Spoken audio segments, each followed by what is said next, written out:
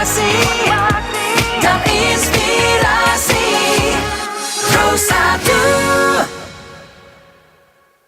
Pro 1 Kanal informasi dan inspirasi.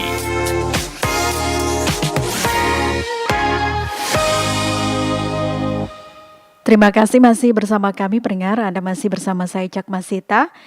Kita beralih ke Labuan Bajo pagi ini. Pendengar, pemerintah Kabupaten Manggarai Barat melalui Dinas Kominfo terus mendorong perluasan akses internet dan khususnya di wilayah yang masih blank spot. Dan upaya ini pendengar diarahkan untuk mendukung digitalisasi desa wisata agar pelayanan publik, promosi pariwisata, dan aktivitas ekonomi masyarakat semakin optimal begitu ya. Untuk mengetahui perkembangannya, kita akan berbincang dengan Pak Kristianus Panjo Chandra, Kepala Bidang Layanan Tata Kelola Aplikasi Informatika Kominfo Manggarai Barat. Kak Chandra, selamat pagi. Selamat pagi. Selamat pagi. Terima kasih sudah bersama RRI Labuan Bajo pagi ini Kak Chandra. Apa kabar hari ini? Kabar baik, sehat. Sehat ya? Iya, baik. Kak Chandra, kita langsung saja nih. Bagaimana gambaran kondisi jangkauan internet di Manggarai Barat saat ini Kak Chandra, terutama di desa-desa wisata yang masih mengalami blank spot? Baik, terima kasih. Selamat pagi untuk pendengar RRI di mana saja berada. Ya, perlu kami sampaikan bahwa Pemda Manggarai Barat dalam kepemimpinan Bapak Bupati Edi Stasius Endi dan Bapak Wakil Dr. Yulianus Weng sejak awal kepemimpinan beliau berdua memang menargetkan agar desa-desa di seluruh Kabupaten Manggarai Barat itu sudah tidak ada yang blank spot. Iya. Dan target itu memang pelan-pelan namun pasti bahwa seluruh desa, terutama pusat desa itu sudah bebas blank spot dengan ketersediaan jaringan telekomunikasi seluler komersial 2G, 3G dan 4G. Ya. Kemudian kita bicara tentang dukungan jaringan internet untuk desa wisata. Ya. Pemda Manggarai Barat sejak tahun 2020 ya melalui Dinas Kominfo telah mengusulkan dan telah mengupayakan pengadaan bantuan tower mini transceiver station atau sering disebut BTS gitu. Kebetulan saat itu dari Kementerian Kominfo punya program untuk penyediaan jaringan untuk wilayah 3T, terluar, terpencil, terisolir gitu ya. Nah, kebetulan desa-desa wisata kita memang banyak masuk dalam kategori 3T itu. Sehingga untuk pendirian tower komersial kan sangat susah dengan melihat topografi, kondisi wilayah kita yang memang kepulauan gitu ya. Sehingga mini BTS ini menjadi pilihan. Iya. Begitu. Nah, beberapa sasarannya saat itu seperti kita mensurvei di Pulau Komodo, Pulau Rinca, Desa Waraloka, Desa Vebobok, Danau Sanulimbung, kemudian di pesisir utara, Golomori sampai di Cuncau Vulang. Untuk beberapa lokasi tersebut seperti Pulau Komodo, Pulau Rinca, Golomori, Cuncau Vulang itu terrealisasi pembangunan mini BTS ini pada tahun 2020 dan puncaknya di 2021 ya. Yeah. Tetapi ada beberapa lokasi lain seperti di Rangko, Vebobok dan Sanulimbu terkendala dengan kesiapan lahan gitu. Dari pemerintah desa setempat dikarenakan pembangunan BTS Kominfo ini menggunakan sistem pinjam pakai lahan gitu, sehingga untuk lahan yang ditentukan sebagai titik pembangunan tidak tersedia lahan umum atau lahan pemerintah desa, sehingga itu juga menjadi hal yang boleh dibilang yang menghambat atau eh, program ini tidak bisa maksimal gitu. Iya, Kak Chandra, desa atau kawasan wisata mana saja kira-kira yang menjadi prioritas Kominfo untuk perluasan jaringan internet dari desa-desa yang sudah disebutkan tadi, Kak Chandra? Iya, desa yang saya sebutkan tadi itu merupakan desa prioritas kita. Oke. Mengapa? Karena itu setelah kita inventarisir bahwa desa-desa ini desa yang dominan dikunjungi oleh wisatawan, sehingga konsentrasi kita atau prioritas kita adalah desa-desa tersebut. Yang boleh saya sebutkan lagi itu di Komodo, Pulau Rinca, Sawaraloka, Kujawulang, dan Nusa Nonggoang, serta di daerah pesisir utara dan selatan. Itu menjadi prioritas kita. Gitu. Seperti itu kira-kira. Iya. Dari sisi teknis dan geografis begitu, ada tidak tantangan yang paling sering dihadapi dalam membangun jaringan di wilayah blank spot ini, Kak Chandra? Iya, tentu tantangan ada ya, terutama melihat topografi daerah kita ya. Tantangan geografisnya seperti ya topografi kita yang berbukit begitu ya. Kemudian soal kesiapan lahan dari pemerintah desa untuk pembangunan BTS ini. Nah, kemudian secara teknis BTS ini kan punya keterbatasan juga. Ya, di mana kuota bandwidth masing-masing BTS ini tergolong kecil itu hanya 8 Mbps gitu. Tapi kuota ini cukuplah untuk aktivitas pelayanan publik ya. Tapi untuk misalnya mengakomodir seluruh wilayah satu desa itu memang tidak. Baik, Kak Chandra. Halo. Iya. Ya. Populasi penduduk desa yang terlalu banyak sehingga dengan kuota bandwidth yang kecil ini tidak mampu melayani semua secara maksimal. Yang ketiga, ini secara teknisnya ya, jangkauan sinyal dari BTS ini tidak terlalu jauh, itu hanya radius 1 kilometer gitu. Kemudian yang keempat, tiap BTS ini menggunakan power atau sumber listrik gitu ya, dari tenaga surya atau solar cell gitu maksud kami. Sehingga untuk daerah-daerah pegunungan saat sangat bergantung dengan keadaan cuaca. Jika cuaca cerah ya baik, tapi menurun kualitasnya manakala terjadi hujan atau badai angin gitu, atau berawan gitu. Iya. Sehingga itu berdampak pada kualitas jaringannya. Kurang lebih itu kendala-kendala yang kami hadapi di lapangan. Iya, baik Kak Chandra. Mengingat poin yang tadi begitu ya, publik akhirnya bertanya-tanya. Kemudian digitalisasi desa wisata seperti apa yang sedang dan mungkin akan didorong Kominfo melalui perluasan akses internet ini nantinya? Iya, tentu dinas sangat mendorong ya untuk digitalisasi desa ini melalui pengembangan website desa. Itu kita sudah mulai dari beberapa tahun yang lalu ya. Ya, website desa ini dimaksudkan untuk ya setidaknya potensi-potensi desa itu bisa dideskripsikan di dalam website itu sehingga pihak luar bisa mengetahui apa yang menjadi potensi di desa-desa itu.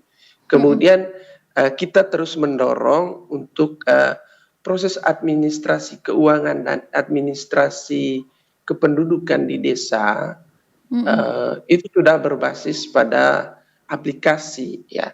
Misalnya hal sederhana, misalnya di pemerintahan desa itu kita sudah mendorong untuk tanda tangan aparaturnya ya. Aparaturnya itu untuk tanda tangan berbasis elektronik gitu ya, TTE gitu ya. Sehingga tidak ada alasan nanti ketika masyarakat membutuhkan surat apa-apa, kepala desanya misalnya ada di luar, misalnya di Labuan Bajo, urusannya itu ada di gunung di atas itu ya. Tidak perlu menunggu kepala desanya untuk menandatangani surat, karena itu sudah bisa dilakukan secara aplikasi gitulah. Dimanapun kepala desanya berada, surat itu bisa ditandatangani. Itu yang kita dorong. Kemudian itu kita juga mendorong agar masyarakat yang dalam hal ini untuk pengembangan UMKM di desa gitu ya. Untuk dari sisi pemasarannya, Mas kan. Kemudian juga kita mendorong untuk promosi desa wisata.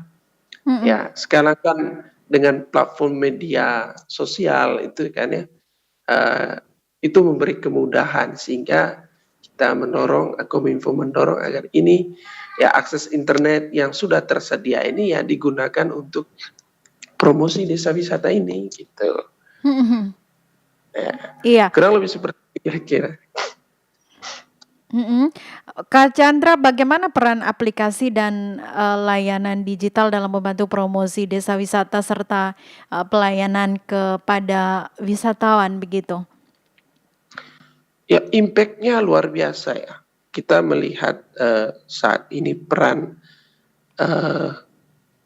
aplikasi gitu ya dalam kita bicara konteks pelayanan kepada wisatawan itu kan sangat memudahkan. Ya, jadi sangat membantu dan sangat memudah masyarakat maupun wisatawan dalam mengakses informasi dan komunikasi ya untuk mempromosi desa wisata dan juga mengembangkan produk-produk UKM di desa. Ya, tentu ini akan berdampak pada meningkatnya perekonomian masyarakat di desa itu sendiri. Kita Terkait melihat dengan bahwa urusan administrasi, publik akhirnya ya bisa mengambil gambaran bahwa memang itu sudah maksimal begitu. Kemudian akhirnya dalam pengelolaan aplikasi, apalagi berkaitan dengan layanan digitalisasi begitu, ada tidak gambaran bahwa di desa-desa ini sudah mencapai maksimal atau sesuai yang diharapkan begitu Kak Chandra?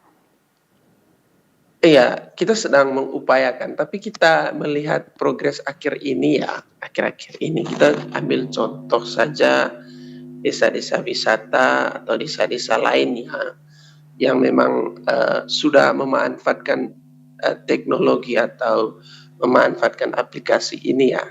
Kita ambil contoh desa Siru lah. Itu kalau kita boleh bilang itu bisa dijadikan desa contoh dalam pemanfaatan teknologi ya. Itu kita lihat websitenya aktif gitu. Kemudian kita bisa melihat bahwa di website itu sudah nampak bahwa oh ini desa digital sekali karena promosi-promosi desa, kegiatan-kegiatan desanya itu sudah mulai di-up di website desanya. Kemudian kita lihat desa-desa wisata itu sekarang itu semacam punya konten kreator sendiri, ada komunitas informasi masyarakat atau KIM itu di desa wisata itu yang sudah mulai dengan memanfaatkan itu media sosial gitu sebagai media promosinya. Nah, dengan dialektika yang mereka miliki itu mereka sudah memanfaatkan media sosial di platform seperti Facebook, Instagram, TikTok, kemudian juga ada yang menggunakan YouTube. Kak Chandra, Saya pikir dalam hal ya. ini apakah Kominfo bekerja sama dengan pihak lain seperti pemerintah pusat kah atau operator telekomunikasi begitu untuk mempercepat pemerataan jaringan? Oh iya, sudah pasti. Kominfo itu bekerja sama dengan pihak ketiga gitu ya. Misalnya dalam penyediaan jaringan seluler komersial ini ya. Itu ada PT Telkomsel lah ya. Boleh saya sebutkan ya? Iya. Ya. Terus Indosat, kemudian ada tower yang bersama gitu, tower bersama begitu. Kemudian yang pastinya dengan Kementerian Komdigi ya sekarang, dulu Kominfo sekarang Komdigi. Nah, itu kita berkoordinasi dan selalu ketika ada program dari Komdigi itu selalu kita berupaya untuk mengusulkan gitu ya. Karena sifat Kominfo dengan kementerian ini, Kementerian Komdik ini kan koordinasi gitu ya. Sehingga selalu kita komunikasikan apa yang menjadi program-program pusat begitu ya. Terakhir Kak Chandra, apa harapan Kominfo kepada pemerintah desa dan masyarakat agar fasilitas internet yang tersedia dapat dimanfaatkan secara maksimal begitu ya? Apalagi kita ketahui bersama Kak Chandra, syukur-syukur kalau di beberapa desa begitu ya didominan oleh generasi milenial atau Gen Z begitu ya, tetapi terkait dengan pengelolaan digitalisasi layanan ini begitu ya, kalau misalnya berhadapan dengan Gen X begitu ya, semoga terus ada Iya. pendampingan begitu. Iya, yang pasti begini, ada 2 harapan kita. Yang pertama itu untuk pemerintahan desa gitu ya. Jadi kita berharap bahwa pemerintah desa yang menggunakan internet untuk meningkatkan pelayanan publik tentunya. Itu baik di bidang administrasi desa, kemudian transparansi anggarannya, kemudian informasi program. Yang berikut, ya kita berharap bahwa pemerintahan desa bisa mengelola dan merawat fasilitas internet agar berkelanjutan dan bisa diakses oleh warga. Ya.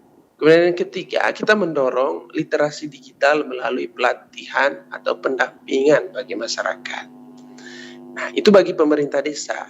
Nah, untuk masyarakatnya sendiri, kita tentu berharap bahwa masyarakat itu bisa memanfaatkan internet untuk pendidikan. Itu yang pertama. Kedua, untuk pengembangan UMKM, pertanian, ekonomi kreatif ya. Bukan hanya untuk hiburan gitu. Nah, yang berikut ini bisa digunakan, masyarakat bisa menggunakan internet secara aman, etis dan bijak gitu, serta menghindari hoax dan penyalahgunaan teknologi. Kemudian yang ketiga, kita berharap masyarakat turut berpartisipasi aktif dalam kegiatan digital desa dan menjaga fasilitas bersama. Baik. Ya, singkatnya bahwa melalui kerjasama dengan pemerintahan desa dan masyarakat, Kominfo berharap bahwa internet desa benar-benar menjadi penggerak kemajuan, kemudian meningkatkan kesejahteraan dan tentunya kemandirian desa itu sendiri. Baik, terima kasih Kak Chandra penjelasannya, semoga sama-sama.